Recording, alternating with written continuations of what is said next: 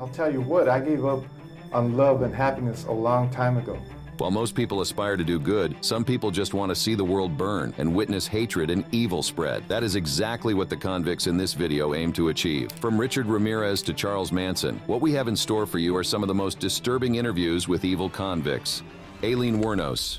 It sounds like you've been betrayed by everyone. That's right, that's why I don't care if I'm executed and leave this planet. Born on February 29, 1956 in Rochester, Michigan, Wuornos faced a childhood filled with darkness and despair. From a young age, Wuornos experienced sexual abuse and abandonment, setting the stage for a troubled existence. These early traumas left deep scars on her psyche, shaping her future in unimaginable ways. As she grew older, Wuornos engaged in sexual activities at a young age, a tragic consequence of the abuse she had endured. At the tender age of 14, Wuornos' life took an even more devastating turn. She was brutally raped, an act that resulted in an unexpected pregnancy. Unable to care for the child, she made the heartbreaking decision to give him up for adoption. This loss would haunt her for the rest of her life, fueling a deep-seated anger and resentment towards the world. As Wuornos entered her adult years, her troubled past continued to cast a dark shadow over her life. She found herself entangled in a web of criminal activity, with arrests for DUI, assault, and robbery staining her record. It became clear that Wuornos was a woman teetering on the edge, her troubled past pushing her towards a path of violence and destruction. In 1989, Wuornos' killing spree began, targeting men who she claimed had assaulted or attempted to assault her. In her chilling interview, Wuornos reveals the harrowing details of each murder, painting a picture of a woman driven by a twisted sense of justice. She believed she was exacting revenge on those who had wronged her, seeking a form of retribution that only death could deliver. As the body count rose, Wuornos and more found themselves entangled in a web of violence and deceit. They lived a life on the run, constantly evading capture and leaving a trail of death in their wake. The bond between the two women grew stronger, forged in the fires of their shared crimes. By the time Aileen Wuornos was apprehended, she had shot and killed 7 of her male clients. In court, she entered a plea of no contest, and in the state of Florida, this was considered an admission of guilt. However, as there was no plea arrangement before trial and no precedent, the judge imposed the full weight of the law upon her. She was ultimately sentenced to death for 6 of the murders. After spending 10 years on death row in Florida, Wuornos was executed on October 9, 2002, through lethal injection. In one of her final interviews before her death, she had this to say.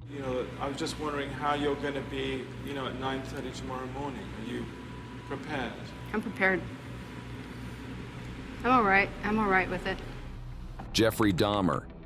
He is pure evil, but you'd never know it by looking at him. But when you hear him, that's another story. Before Jeffrey Dahmer became the infamous Milwaukee cannibal, his early life was marked by tension and a disturbing fascination with death. Born in 1960, Dahmer grew up in a seemingly ordinary household, but beneath the surface, darkness lurked. From a young age, Dahmer displayed a macabre curiosity, often collecting bones and dissecting animals. This fascination with death would foreshadow the horrors that were yet to come. But it wasn't just his morbid interests that set Dahmer apart. Tension and arguments between his parents created a turbulent environment, further fueling the darkness within him. As Dahmer entered adolescence, he began to grapple with his sexuality, a struggle that would intertwine with his violent fantasies. It was during this time that Dahmer's fantasies took a sinister turn. He started to imagine dominating and controlling submissive male partners, a disturbing precursor to the horrors he would unleash in the years to come. Little did anyone know that behind the doors of the Dahmer household, a monster was slowly emerging. The stage was set for a series of unimaginable crimes that would shock the world. As Jeffrey Dahmer's dark fantasies consumed him, his crimes escalated in both brutality and frequency. He transformed from a disturbed individual into a full-fledged serial killer, leaving a trail of terror in his wake. Dahmer's victims were often young men, lured from gay bars with promises of companionship or a night of pleasure. Unbeknownst to them, they were stepping into a nightmare from which they would never escape. Once Dahmer had his victims in his grasp, he would drug them, rendering them helpless and vulnerable to his sadistic desires. With his victims incapacitated, Dahmer would carry out his twisted acts of violence. Strangulation became his method of choice, snuffing out the lives of those unfortunate enough to cross his path. But the horror didn't end there. Dahmer's crimes extended far beyond murder. He engaged in acts of necrophilia, violating the lifeless bodies of his victims. In a macabre display of his depravity, Dahmer would dismember his victims, carefully disposing of their remains. He retained some body parts as grotesque trophies, while others were dissolved in acid or disposed of in various ways, forever erasing any trace of his heinous acts. The sheer brutality and calculated nature of Dahmer's crimes are a chilling reminder of the depths of human evil. He was eventually apprehended when one of his victims managed to escape. Questioned in police custody, he then confessed to his crimes. Subsequent investigations revealed the depravity and brutality that Dahmer employed to commit his crimes. After he was caught, he sat down with a lot of pressmen. One of the most notable was the one with the Inside Edition. In this chilling interview, Jeffrey Dahmer, the notorious serial killer, reveals the disturbing details of his 13-year murder spree in Milwaukee. Dahmer candidly discusses his obsessive desires for control and possession, admitting to luring and murdering 17 young men. The most notable quote from the interview is Dahmer's admission that his compulsion was so strong that, if not caught, he would likely still be committing the heinous crimes today.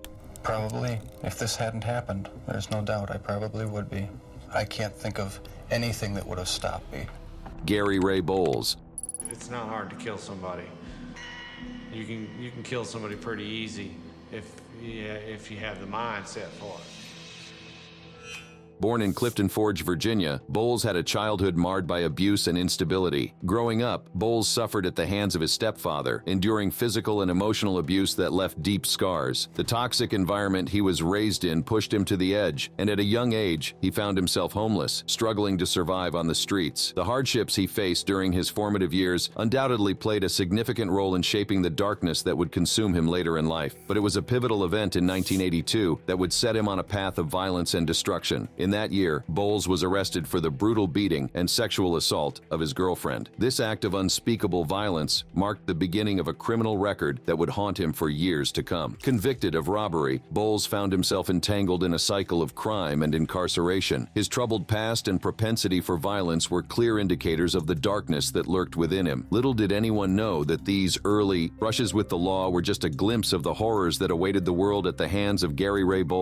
In March 1994, Bowles embarked on a chilling killing spree that would claim the lives of 6 innocent men. His first known victim was John Hardy Roberts, a resident of Daytona Beach, Florida. It was on that day that Bowles met Roberts at a local bar, unaware of the sinister intentions lurking beneath his charming facade. What triggered Bowles to unleash his violent rage remains a haunting mystery, but it was during his visit to Roberts's house that something within him snapped, setting off a mission of bloodshed and terror. Over the next 6 months, Bowles embarked on a macabre journey, leaving a trail of death and devastation across different states. His modus operandi was as disturbing as it was calculated. Bowles would prostitute himself to his victims, luring them into a false sense of security before unleashing his brutal violence. Beating and strangling his victims, he would then steal their credit cards, leaving behind a wake of shattered lives. The sheer audacity and brutality of his crimes caught the attention of law enforcement agencies nationwide. Bowles was swiftly added to the FBI's list of the country's 10 most wanted fugitives as authorities raced against time to bring this remorseless killer to justice. Finally, on November 22, 1994, the reign of terror came to an end. Bowles was apprehended, and in a shocking turn of events, he confessed to all 6 murders, leaving investigators stunned by the cold-bloodedness of his admissions. But what drove Bowles to commit such heinous acts? In a chilling revelation, he claimed that he blamed gay men for an abortion his girlfriend had, a twisted justification that defied all reason and morality. The legal proceedings that followed were fraught with twists and turns. While Bowles was found guilty of 3 counts of murder and initially sentenced to death, a legal error led to the reversal of his sentence. However, justice would eventually prevail. In 1999, Bowles faced a new sentencing hearing and was once again handed the death penalty. And on August 22, 2019, his reign of terror finally came to an end as he was executed by lethal injection at Florida State Prison. Before his execution, he sat down with A&E, where he recounts the trigger for his killing spree, starting with the shocking memory that surfaced after watching a video at his acquaintance's house in 1994. Most notable quote from the interview is Bowles stating, It's not hard to kill somebody. You can kill somebody pretty easy if you have the mindset for it. as he confesses to 6 murders across various locations, leading to his sentencing to death and subsequent years on death row. Mad Max. The media called me Mad Max.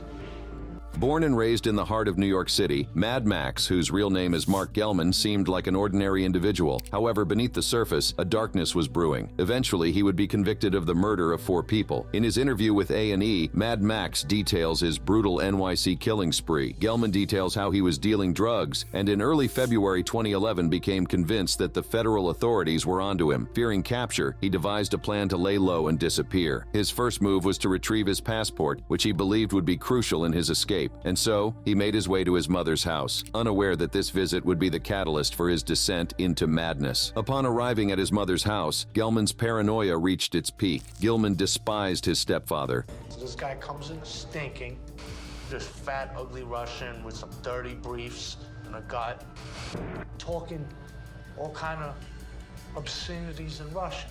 So I stabbed him with the kitchen knife.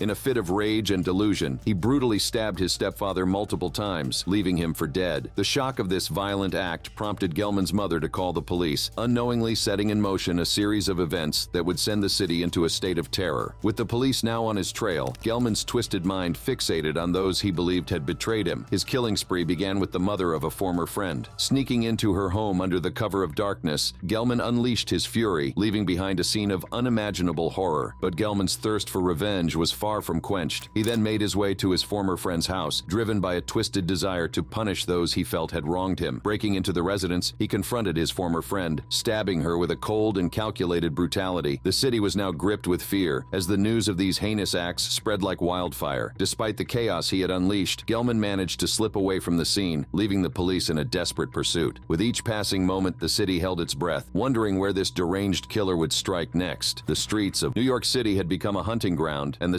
citizens were living in fear. As Gelman evaded capture, his rampage took an even more sinister turn. In a desperate bid to escape, he stole a car and embarked on a reckless and deadly journey. Tragically, his path crossed with that of a rare coin expert, who unknowingly became his next victim. The collision between the stolen car and the innocent victim's vehicle resulted in a fatal crash, leaving devastation in its wake. But Gelman's reign of terror was far from over. Cornered by the relentless pursuit of law enforcement, he found himself trapped on a train, desperate to escape the clutches of justice.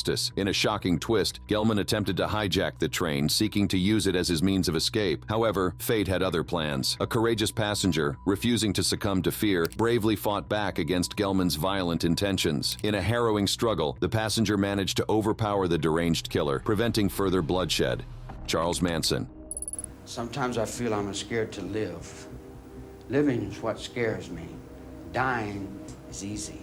In the summer of 1969, Manson's twisted ideology and his desire to incite a race war culminated in a series of brutal killings that would haunt the collective consciousness for decades to come. On the night of August 8, 1969, Manson instructed his followers to carry out a mission that would catalyze his apocalyptic vision. 4 members of the Manson family, Charles Tex Watson, Susan Atkins, Patricia Krenwinkel, and Linda Kasabian, descended upon the home of actress Sharon Tate, who was 8 months pregnant at the time, along with 3 others who were present at the house, Jay Sebring, Abigail Folger, and Wojciech Frykowski. Tate became a victim of the Manson family's bloodlust. The following night, Manson and his followers struck again. This time, their target was the home of Leno and Rosemary LaBianca. In October, after the deaths, Manson and some of his followers were arrested for automobile theft. While imprisoned, one of his followers detailed the crimes they had committed, and it was this confession that led the authorities to connect the group to the murders. In this interview with Charles Manson, the notorious cult leader and convicted murderer, his unsettling demeanor and delusional perspectives are on display. Manson initially refuses to sit in the provided chair, claiming he won't look up to anyone. He discusses the modification of the death penalty, expressing confidence that he wouldn't face the gas chamber because he believes he hasn't done anything wrong. I knew I wasn't going to go to the gas chamber because I hadn't done anything wrong.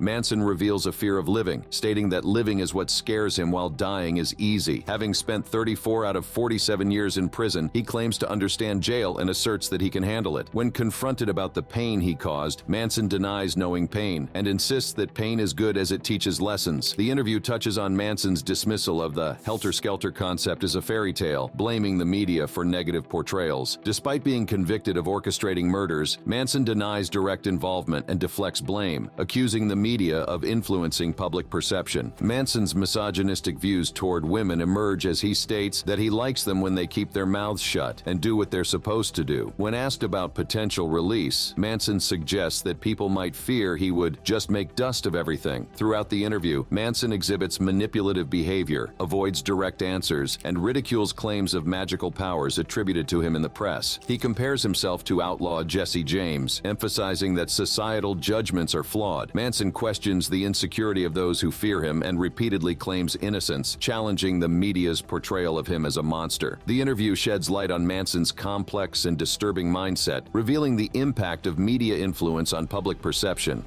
John Wayne Gacy.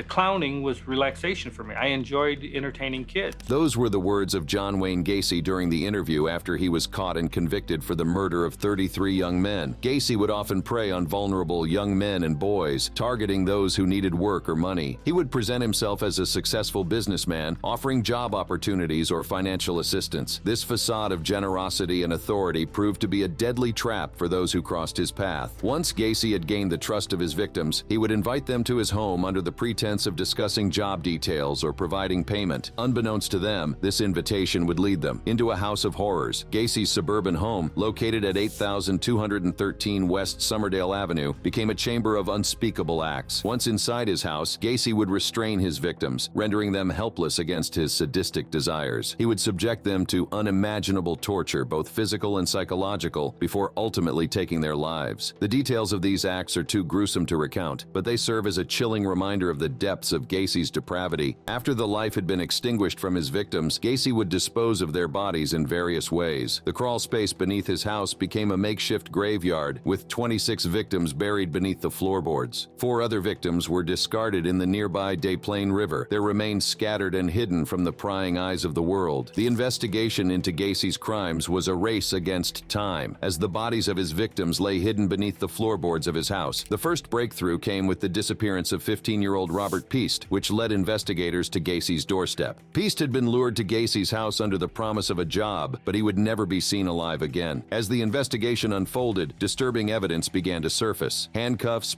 and other items associated with Gacy's sadistic acts were discovered, painting a chilling picture of the depths of his depravity. The remains of his victims, carefully concealed beneath the floorboards, would eventually be unearthed, providing closure to the families who had been living in a state of perpetual anguish. The identification of Gacy's victims was a painstaking process, as many had been missing for years. Dental records, DNA analysis, and meticulous detective work were employed to bring names to the faceless victims. Each identification brought a sense of closure to the family, but it also served as a stark reminder of the magnitude of Gacy's crimes. The trial of John Wayne Gacy was a spectacle that captivated the nation. The shocking details of his crimes were laid bare for all to see, leaving an indelible mark on the collective psyche. Gacy's defense attempted to paint him as mentally ill, but the overwhelming evidence against him left no room for doubt. In 1980, he was found guilty of multiple counts of murder and sentenced to death. The media was obsessed with Gacy's portrayal of Pogo the Clown and asked him questions about it. According to John Wayne Gacy, he thought playing as a clown was relaxing. Like some people are,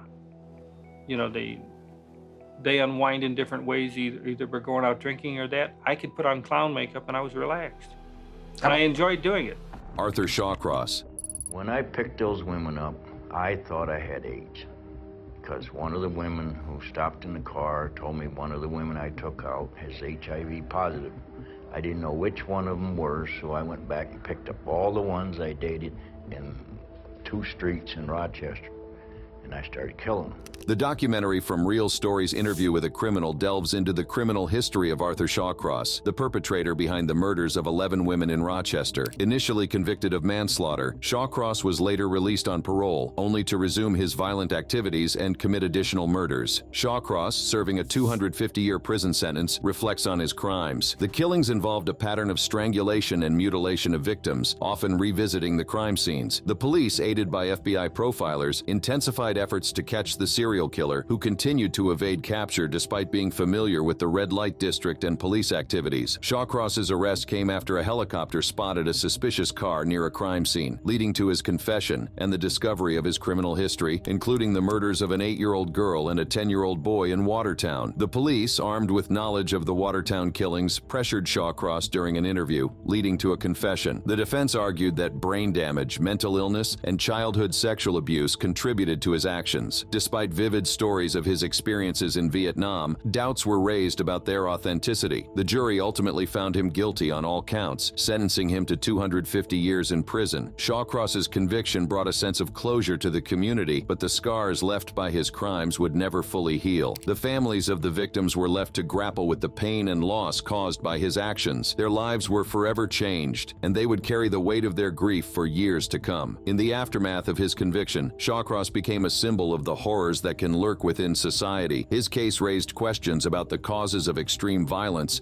and the nature of evil. Psychologists and criminologists studied his case, hoping to gain insights into the mind of a serial killer. Shawcross, however, remained an enigma. He showed no remorse for his crimes and continued to provide justifications for his actions. In interviews, he claimed that he ate the flesh of some of his victims, adding another layer of horror to an already chilling story. Despite his lack of remorse, Shawcross's notoriety grew. He received letters from people all over the world, fascinated by the mind of a killer. His case became a subject of morbid curiosity, with many seeking to understand what drove him to commit such heinous acts. Shawcross, in his interviews, acknowledged the suffering he caused, but lacked empathy for the families of his victims. He claimed to be trying to keep his dark side under control, but the question remained, can a person truly change, or is evil an inherent part of their being?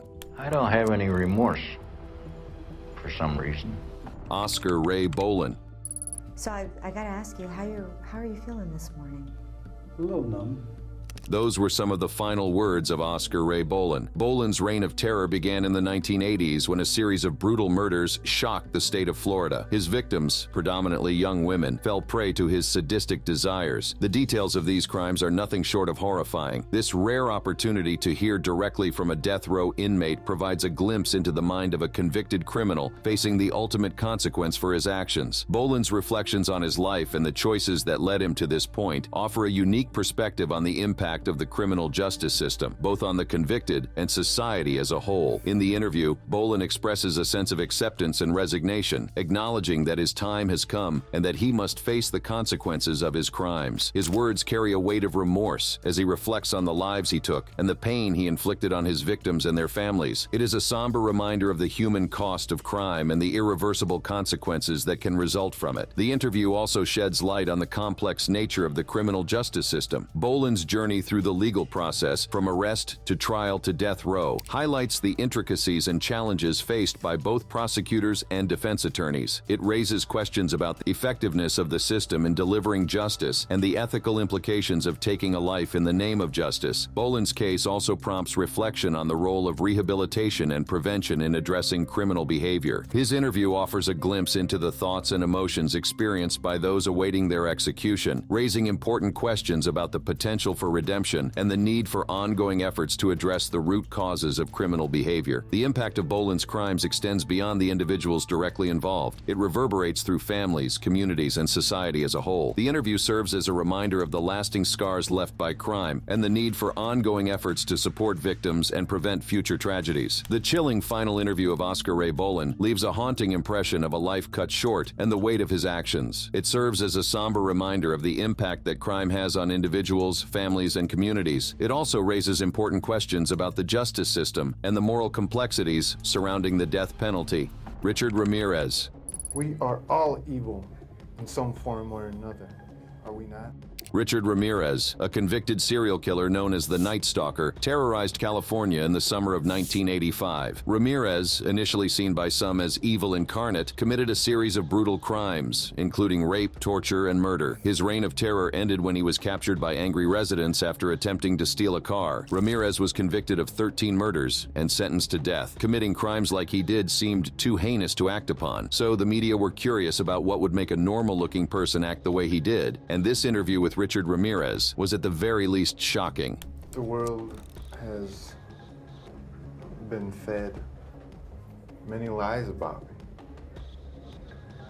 I have read very few truths. The Night Stalker's reign of terror sent shockwaves through the community. People lived in fear, locking their doors and windows, terrified that Ramirez would strike again. But what drove this man to commit such heinous acts? Was it the result of a troubled childhood, a drug-fueled descent into madness, or something more sinister? The answer lies in the complex web of influences that shaped Richard Ramirez. His troubled childhood, marked by violence and instability, laid the foundation for his violent behavior. His drug addiction and fascination with Satanism further fueled his descent into darkness.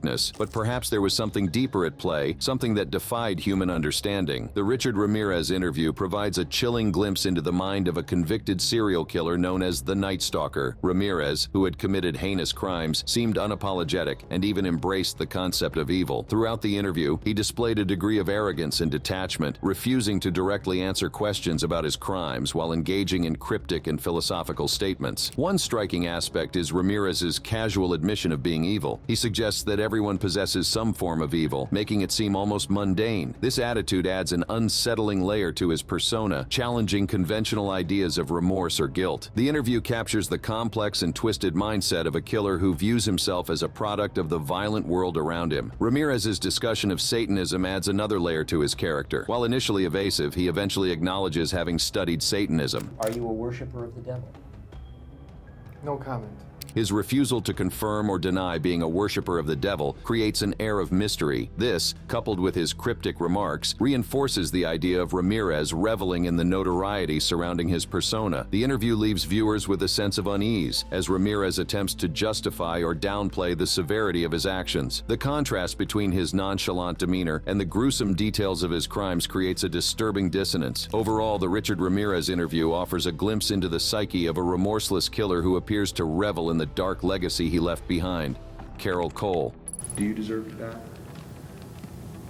I can't answer that question. The interview with Ed Cole, a condemned killer awaiting execution, delves into his emotions, reflections on his crimes, and his impending death penalty. Cole discusses the stress and emotional toll he has experienced as the execution draws near. He describes the last few days as emotionally draining and expresses profound exhaustion, suggesting that the weight of his impending fate is taking a toll on him. When asked if the passage of time feels different, Cole's response is cryptic, indicating the complexity of his emotional state. His reluctance to specify whether time is passing quickly or slowly adds an enigmatic layer to his psychological struggle. The interviewer inquires about the possibility of changing his mind or fighting for his life. Cole responds with a disconcerting apathy, stating that he simply doesn't care. This lack of concern for his own life raises questions about his mental state and acceptance of the imminent execution. As the interviewer probes about remorse for his victims, Cole expresses sorrow, particularly for an 11-year-old girl from 1967. His acknowledgement of feeling affected during his 5-year sentence implies a degree of internal conflict and self-condemnation. The discussion takes a personal turn when the interviewer asks about the religious aspect. Cole deems it personal but hints at its presence. This suggests a private struggle with spirituality and moral reckoning. The interview concludes with a chilling question about the fear of pain during the execution. Cole responds with an unsettling nonchalance, stating, "If I wasn't concerned about that, I'd be lying." Because everybody wants to go the, easiest, most comfortable way. This response adds an eerie dimension to his acceptance of the unknown aspects of his impending death. In the final moments, when asked about deserving to die, Cole hesitates, unable to definitively answer. The complexity of his emotions, combined with his apparent detachment, leaves viewers with a haunting portrayal of a man coming to terms with the consequences of his actions in the face of imminent death. And that brings us to the end of this video. We hope that you like it. For more videos like this, click on the cards on your screen.